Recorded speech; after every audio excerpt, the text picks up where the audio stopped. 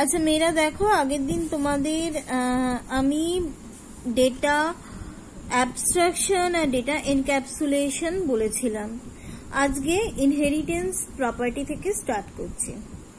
কি বলছে? Inheritance is the process of forming new class from an existing class.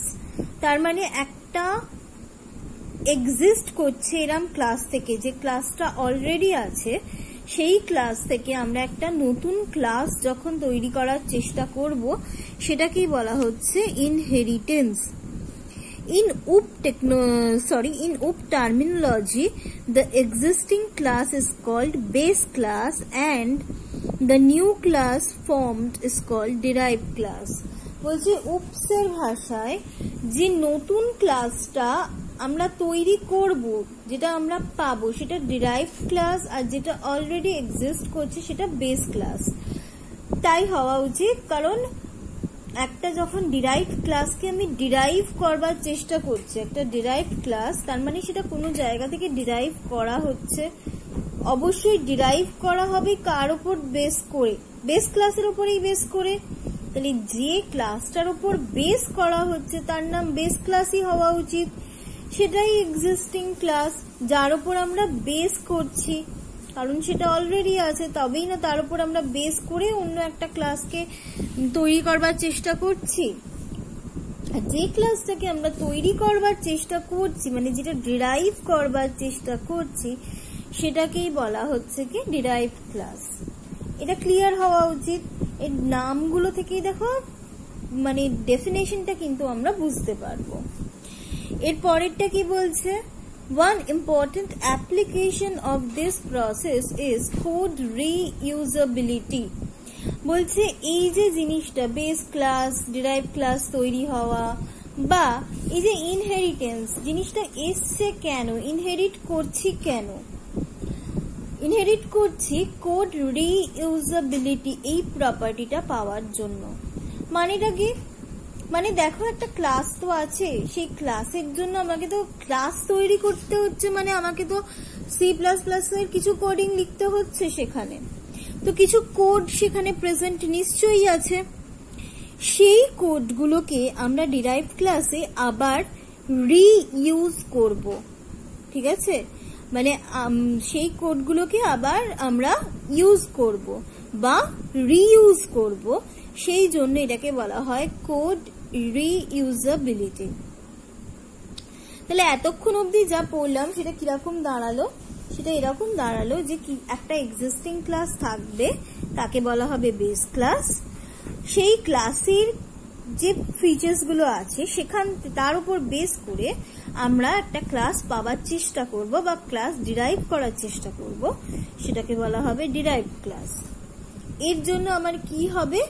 আমি base ক্লাসের কোডকে reuse করতে পারবো। সেই জন্যে এই প্রপার্টিটা আমাকে যে ফ্যাসিলিটিটা দেয় তার নাম হচ্ছে কোড রিইউজেবিলিটি। এবার আমি আসতে চাই ইনহেরিটেন্স জিনিসটা কি তার উপর। ইনহেরিটেন্স জিনিসটা কি? তার মানে ইনহেরিট করা মানে কি? খুব কমন ইংলিশ মিনিংটা কি ইনহেরিট করার? আমরা কিরকম বলি? আমরা বলি ধরো তোমরা তোমাদের পিতৃপুরুষ মানে পূর্বপুরুষদের কিছু ফিচার্স বা কিছু ক্যারেক্টারিস্টিক ইনহেরিট করো, তাই তো? কিভাবে ইনহেরিট করো? মানে বংশানুক্রমে তোমরা কিছু ফিচার্স পাও। মানে অনেকেই বলে না, এর তাকানোটা ওর মতো, মানে তোমার তাকানো তোমার ঠাকুরদার মতো, তোমার হাঁটা তোমার দিদিমার মতো। এই ব্যাপারগুলো আমরা কিরকম ভাবে পাই? ইনহেরিট করি। Actually object, real world living object কিছু ফিচার্স তাদের আগের পূর্বপুরুষদের থেকে ইনহেরিট করে, এটা নর্মাল কথা। কিন্তু C++ এ ইনহেরিটেন্স কিভাবে কাজ করছে? অ্যাকচুয়ালি যখন আমরা একটা বেস ক্লাসের উপর বেস করে একটা নতুন ক্লাস পাওয়ার চেষ্টা করছি, তখন বেস ক্লাসের ফিচার্স গুলো আমরা ডিরাইভড ক্লাসে পেয়ে যাই, ঠিক আছে? বেস ক্লাসে যে ফিচার্স গুলো থাকছে, মানে বেস ক্লাসের মেথড, বেস ক্লাসের ডেটা, এগুলোকে আমরা ডিরাইভ ক্লাসের মধ্যে পেয়ে যাই। রিয়েল ওয়ার্ল্ড লিভিং অবজেক্টে আমরা কি করছি, আমরা মানে যার উপর বেস করছি আমাদের পূর্বপুরুষরা, তার কিছু ফিচার্স আমরা নতুন যে মানুষটা আসছে তার মধ্যে পাচ্ছি। সেরকমই C++-এ বেস ক্লাসের কিছু ফিচার্স আমরা নতুন যে ক্লাস বা ডিরাইভ ক্লাসের মধ্যে পেয়ে যাচ্ছি। এই প্রপার্টিটাকে ইনহেরিটেন্স বলা হচ্ছে, কারণ এখানে এরকম ভাবে ভাবা হয় যে ডিরাইভ ক্লাস ইনহেরিট করলো কিছু প্রপার্টি বেস ক্লাসের। আচ্ছা, আশা করছি এটুকু বুঝলে। এরপরে কি বলছে দেখো, this concept is very important in object oriented programming since it helps to reduce the code size. এটা কি বলছে, কোড সাইজ কে রিডিউস করে। কেন কোড সাইজ কে রিডিউস করছে, ধরো ডিরাইভ ক্লাসে আমার এমন কিছু কোডের দরকার যেটা অলরেডি আমি বেস ক্লাসে লিখেছি। এটা তোমরা নর্মালি ভাবো বেস ক্লাসে কিছু হয়তো ধরো একটা অ্যাডের ফাংশন তুমি লিখে এসছো বেস ক্লাসের মধ্যে অ্যাডের ফাংশনটা আছে। আর একবার মনে করিয়ে দিই, আমাদের ক্লাসের মধ্যে কিন্তু ডেটা আর ফাংশন একসঙ্গে থাকতো, যে প্রপার্টিটাকে আমরা ডেটা এনক্যাপসুলেশন বলেছিলাম। এনক্যাপসুলেশন কি ছিল, wrapping up of data and member method in a single unit is called data encapsulation. তো মেথড ধরো তোমরা একটা বেস ক্লাসে লিখেছো অ্যাডের, ডিরাইভ ক্লাসে সেই সেম অ্যাডের মেথডটাকে তোমার দরকার কোনো কারণে, কোনো কাজে দরকার আবার, তো তুমি কি আবার লিখবে? লেখার দরকার নেই যদি আমরা ইনহেরিট করি।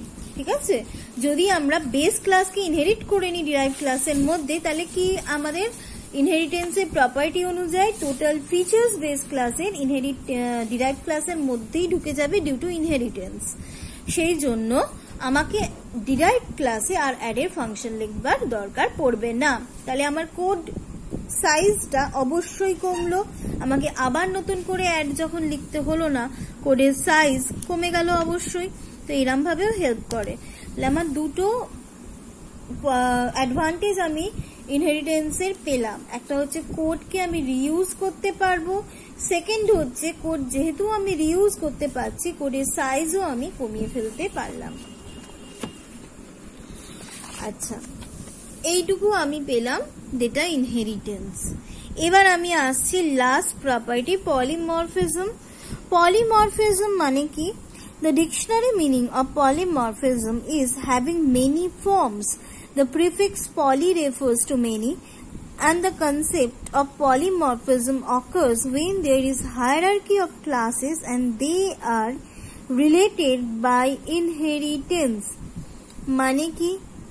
মানে ইনহেরিটেন্স দিয়ে যখন অনেকগুলো ক্লাস আমার রিলেটেড থাকছে, তখন একটা ডেটাকে আমি মাল্টিপল ফর্মে পেতে পারি। ঠিক আছে, এই যে একটা ডেটাকে আমি মাল্টিপল ফর্মে পেতে পারি, একটা মেথড আমি ডিরাইভ ক্লাসেও আছে। ধরো একটা মেথড আমি কোনোভাবে একটা মেথডকে আমি ডিরাইভ ক্লাসেও লিখলাম, আবার বেস ক্লাসেও লিখলাম। ঠিক আছে, দুটো ক্লাসে সেম নামের মেথড আমার লেখা আছে। আমি যে অবশ্যই তার ফাংশন কি হয়তো কিছু আলাদা, আমি কোনটাকে পেতে চাই, দুটো তো সেম নাম, আমি পেতে পারি, দুটোকেই আলাদা আলাদা করে পেতে পারি। এই জিনিসগুলোকে পলিমরফিজম বলা হয়। ওকে, তো এত ফেসিলিটি আমায় দেয়। আমার যদি নামও এক হয়ে যায় বেস ক্লাস ডিরাইভ ক্লাসে ইনহেরিটেন্সের ক্ষেত্রে, সেক্ষেত্রেও কিন্তু আমি দুটোকে আলাদা আলাদা করে পেতে পারি। এই পসিবিলিটিটাও আমার থাকতে পারে। আর একটা হচ্ছে দেখো ওভারলোডিং।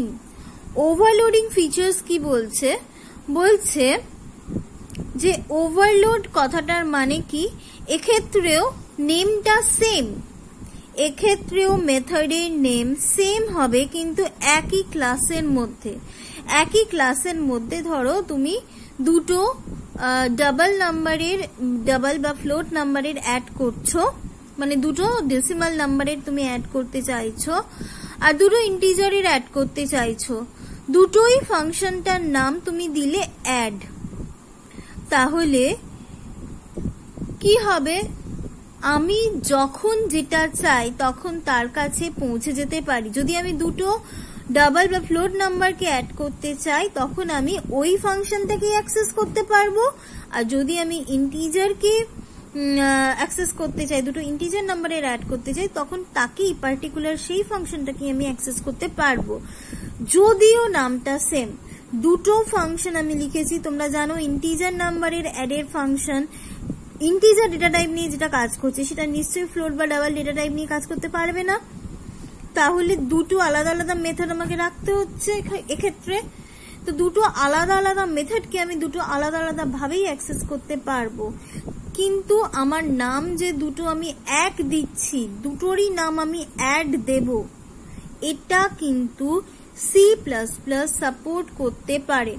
এর আগে আমি তোমাদের বললাম ইনহেরিটেন্সের ক্ষেত্রেও এক করতে পারে, ইনহেরিটেন্সের ক্ষেত্রেও এটা সাপোর্ট করে, এটাকে পলিমরফিজম বলছে। আর যখন আমরা ইনহেরিটেন্স করছি না, সিঙ্গেল ক্লাসের মধ্যেই থাকছে, তখন সেটাকে ফাংশন ওভারলোডিং বলছে। তাহলে তোমরা টোটাল উপসের কি কি প্রপার্টিজ পেলে, উপসের মধ্যে কি কি প্রপার্টি আমরা পেলাম দেখো, ডেটা অ্যাবস্ট্রাকশন পেলাম, ডেটা এনক্যাপসুলেশন পেলাম, ইনহেরিটেন্স পেলাম, পলিমরফিজম পেলাম, ওভারলোডিং পেলাম। এই এতগুলো ফিচার্স কিন্তু প্রত্যেকটা উপ বা অবজেক্ট ওরিয়েন্টেড প্রোগ্রামিং ল্যাঙ্গুয়েজের মধ্যে থাকে। আজ এই অবধি থাক, পরের দিন এর মধ্যে ইনপুট আউটপুট এইগুলো পড়বো। টাটা।